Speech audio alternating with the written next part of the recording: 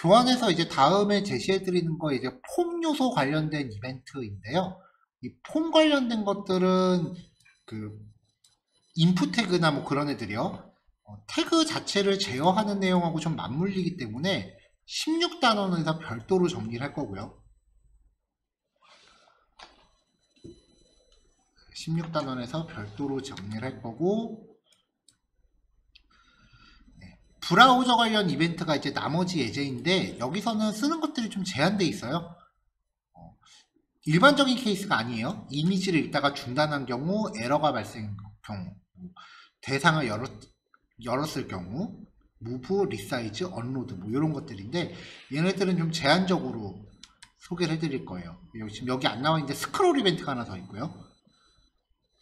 트랜지션 관련된 거는 저도 한 번도 제대로 써본 적이 없는 이벤트인데요. 그 CSS에 보면 트랜지션 속성 있죠. 애니메이션 발생시키는 거요. 걔네들이 시작했을 때 혹은 끝났을 때에 대한 이벤트를 처리합니다. 좀 본격적으로 뭐 웹페이지로 애니메이션 구현을 하는 상황이면은 이제 사용할 법한데, 뭐 웹페이지 애니메이션 같은 경우는 굳이 자바스크립트를 직접 구현을 안 하고 보통 전문 프로그램들을 써서 구현을 하기 때문에 트랜지션 관련은 수업에서 다루지 않도록 하겠습니다.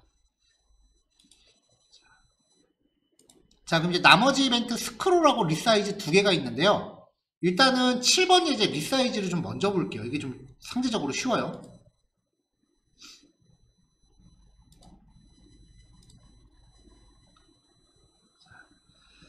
대체적으로 이제 리사이즈 이벤트는 웹브라우저에다가 직접 걸어요. 그래서 window.add event listener라고 해서 윈도우 웹브라우저 객체에다가 직접 겁니다. 윈도우 객체가 웹브라우저를 뜻해요. 그래서 윈도우에 리사이즈 이벤트를 걸었다라는 거는 창의 사이즈가 이제 변경됐을 때마다 이 set responsive라는 콜백 함수를 호출하겠다라는 거고요. 그렇게 되면은 브라우저가 열리자마자는 작동을 안 해요. 브라우저가 열리자마자 자동으로 작동하게 하려면 그냥 그 함수를 바로 한번 호출하시면 돼요. 그러니까 브라우저가 열리자마자 얘가 한번 작동하고 창 사이즈가 바뀌면 얘가 한번 또 작동하는 거죠.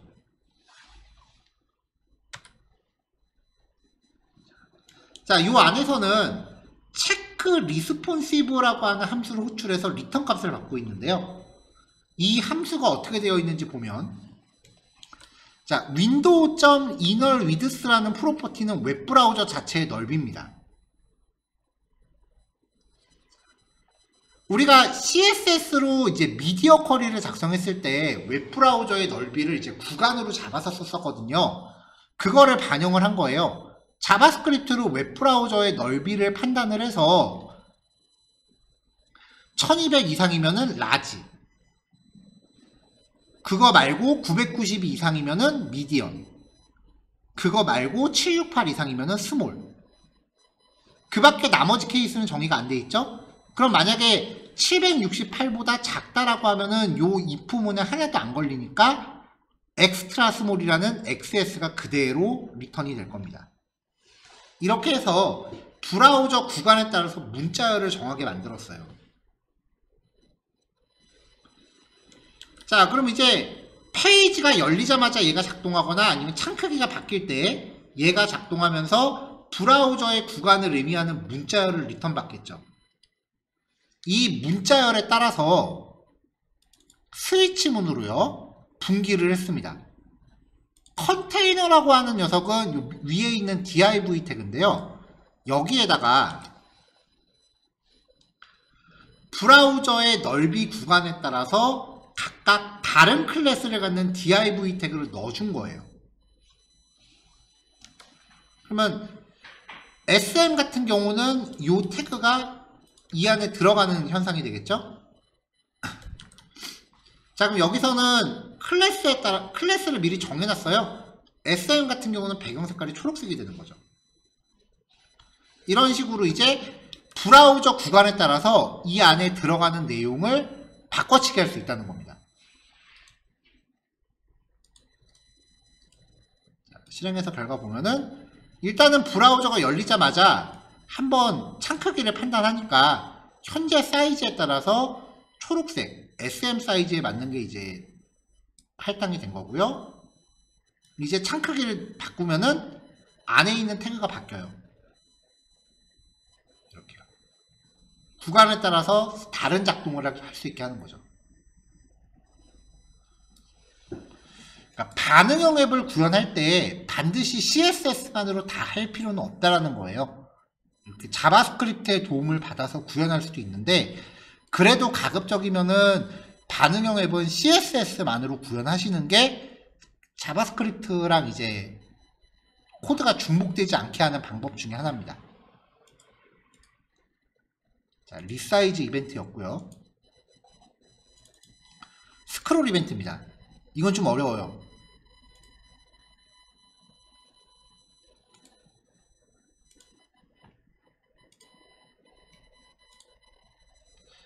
자, 네이버 메인이에요. 자, 네이버 메인의 크기를 제가 좀 축소를 해서 한 페이지에 다 들어오게 했습니다. 자, 웹페이지 전체의 높이. 여기부터 여기까지죠. 웹브라우저 전체의 높이를 도큐멘트 헤이트라고 하겠습니다. 웹브라우저가 일반적으로 이 화면 한 번에 보여주질 않죠. 스크롤이 조금 됐다라고 치면 한 요만큼을 보여줄 거 아니에요. 그렇죠? 자, 이때 웹브라우저의 높이를 윈도우 헤이트라고 하겠습니다. 자, 이렇게 되면은 이 웹브라우저에는 스크롤바가 생기죠.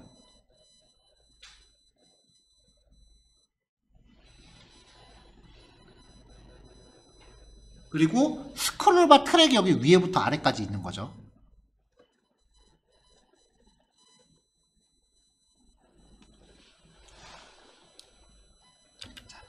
이 스크롤바 자체는요, 웹브라우저 창 크기, 즉 윈도우 헤이트에 비례합니다.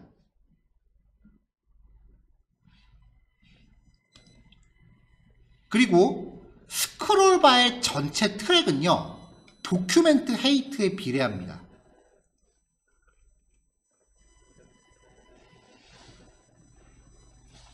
그러니까 전체 스크롤바 영역에서 스크롤바가 요만큼 와 있다는 거는 전체 웹페이지에서 브라우저가 그만큼 위치하고 있다는 거예요. 자, 그럼 이제 여기가 중요해요. 웹브라우저의 윗면하고 화면의 높이, 그 문서에서 지나온 영역. 웹브라우저가 이만큼 내려온 거잖아요. 요 내려온 영역이 스크롤바의 요 윗부분 공간하고 비례합니다. 그러니까 이 스크롤바의 상단 높이 있죠? 여기를 스크롤 탑이라고 불러요. 이 스크롤 탑이 의미하는 거는 웹페이지 맨 꼭대기에서부터 브라우저가 그만큼 이동했다는 거예요. 그러니까 요만큼의 값이 스크롤 탑이에요. 이게 요 브라우저 스크롤바 위쪽 공간이랑 비례하는 거예요.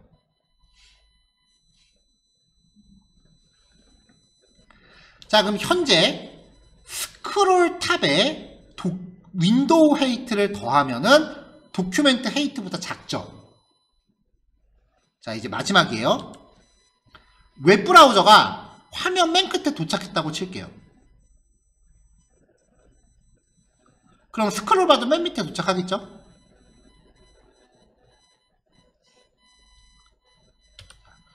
여기부터 여기까지 요만큼의 공간이 스크롤 탑. 이 스크롤 탑은 웹페이지 제일 꼭대기부터 브라우저의 윗면까지의 넓이에 비례하는 거라고 말씀드렸죠? 자, 그럼 스크롤 탑이 이만큼이에요. 거기에 윈도우 헤이트를 더해요. 그러면 도큐멘트 헤이트와 같죠. 이 수식이 성립되면은 웹브라우저가 화면 맨 끝에 도착했다라는 걸 뜻해요.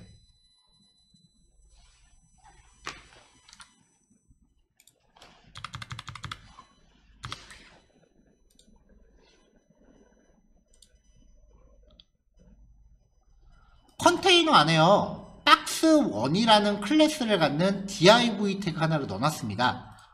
스크롤바를 발생시켜야 되니까 높이는 2000픽셀로 좀 크게 줬고요. 스크롤이 되고 있다는 거 우리가 시각적으로 좀 확인하려고 그라디언트 색상을 배경으로 줬어요. 자, 웹브라우저에서 스크롤이 발생했을 때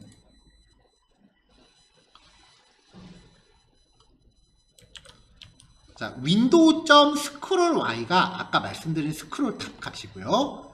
window.screen.evalHeight라고 하는 값이 window height입니다. document.body.scrollheight라는 값이 HTML 문서 전체 높이입니다. 그러니까 요거 두 개를 더한 게 document height랑 같아지면은 화면 끝에 도착한다예요. 자, 근데 지금 여기 이 부분은요, 스크롤 탑과 윈도우 헤이트, 요 두 개 더한 게 HTML 문서 전체 크기보다 좀 커진 게 조건을 잡았어요. 같은 게 아니라 스크롤바가 화면을 뚫고 나갈 수 있다라는 걸 뜻한 거예요. 이렇게 하면은 스크롤이 맨 끝에 도착했다라고 감지해서 요 컨테이너에 기존에 있던 내용 요거에 플러스 이퀄 누적으로 태그 하나를 더 더합니다. 누적 합산이잖아요. 그러니까 기존 거를 그대로 유지하고 이거 하나를 위에 또 넣는 거죠. 플러스 이퀄이니까 기존 거를 계속 누적하잖아요.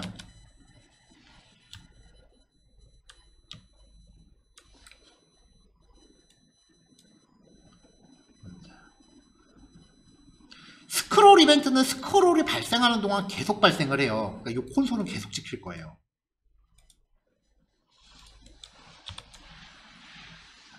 스크롤 이벤트는 스크롤이 발생하는 동안 계속 발생을 해요. 그러다가 끝에 도착하면은 이제 컨텐츠가 늘어납니다. 자, 이제 잘 보세요. 자, 여기 스크롤바 높이를 보세요. 끝에쯤 도착하면은 컨텐츠가 갑자기 생기니까 위로 튕겨요. 자, 끝에쯤 도착하면은 스크롤바가 갑자기 위로 튕기죠. 밑에 컨텐츠가 또 생긴 거예요. 이렇게 해서 우리는 무한 스크롤을 구현할 수 있어요.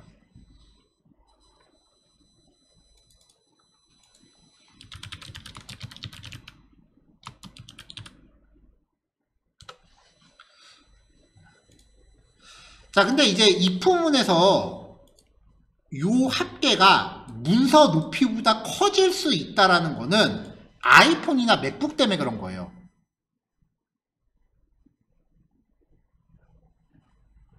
이게 스크린 이미지 상으로 검색이 좀 안 되네요. 아이폰 쓰시는 분들은 아실 텐데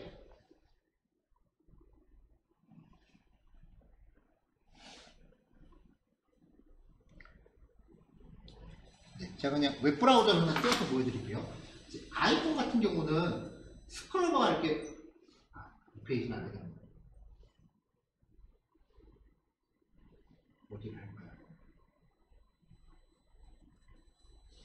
스크롤바가 맨 끝에 도착을 하면은 뒤로 페이지가 스크롤바가 맨 끝에 도착을 하면 이렇게 오버돼서 이렇게 당겨져요 위로.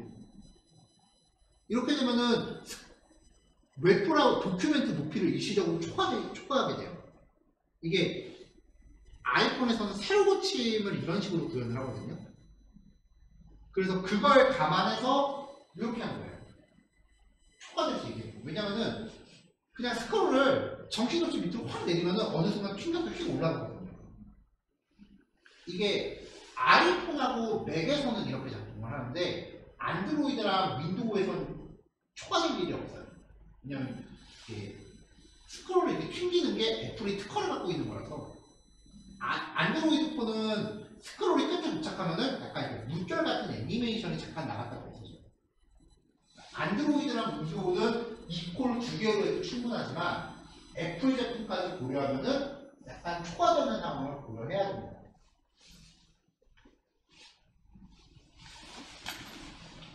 자, 오늘 여기까지 해서 이제 이벤트에 대해서 정리 다 했고요.